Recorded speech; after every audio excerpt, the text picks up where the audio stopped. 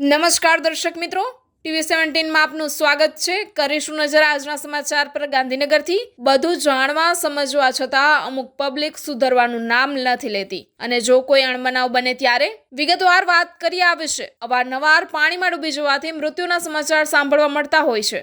તેમજ હાલમાં સમયાંતરે સંત સરોવર ગાંધીનગરમાંથી પાણી છોડવામાં આવતું હોય છે। લોકોની સલામતી માટે થઈને પાણીમાં ઉતરવા પર પ્રતિબંધ લગાવેલા છે।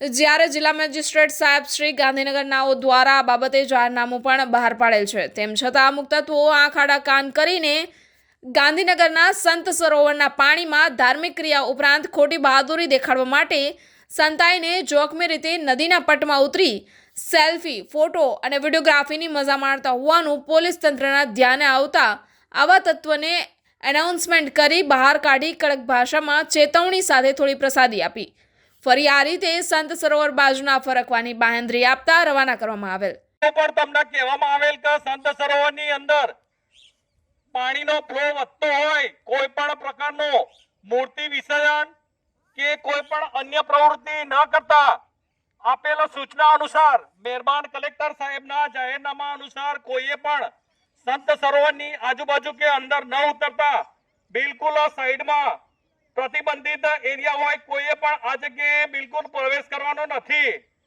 અન્યથા કાયદેસરની કાર્યવાહી કરવામાં આવશે। જાહેરનામા ભંગ અંગેની એ જરૂરી તમામ કાર્યવાહી કરવામાં આવશે। માટે સંત સરોવરની અંદરથી જે કોઈ અંદર કે આજુબાજુ હોય એ તુરંત જ ખસી જશે। તેમજ તંત્ર વહીવટી તંત્ર દ્વારા બનાવવામાં આવેલ કૃત્રિમ કુંડની અંદર મૂર્તિ વિસર્જન કરવાનું રહેશે।